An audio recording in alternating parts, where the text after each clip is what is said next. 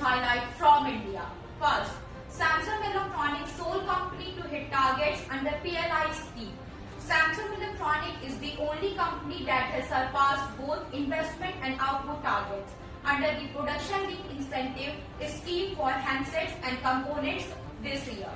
Government decision on incentives for contractors such as Apple's contract manufacturers Foxconn and Wistron that failed to achieve the targets are pending. Second, Delhi government inaugurates electric vehicle battery swapping station at Azadpur.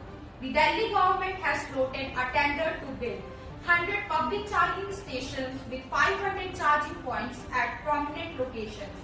Aims to make these points operational by December 2021, and it will also accompany a battery exchange station. Third, monetization of national highways in the next 5 years. The Indian Highway Authority has developed over 600 national highway amenities within the next 5 years. Currently, 120 bids are in progress. Amenities will include gas station, food courts, retail stores, bank ATMs, shower facilities, toilets and clinics.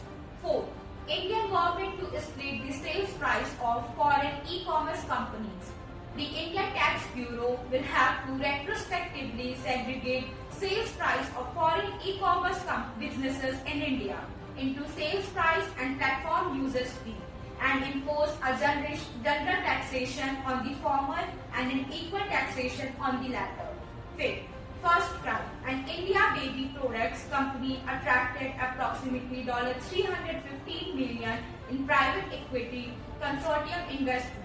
First Cry, an online and offline omni-channel baby products company, has attracted approximately $315 million in investment from a consortium of private equity investors consisting of TPG, Quest Capital and Premji Invest. The enterprise value is estimated at about $1.9 to $2.1 billion.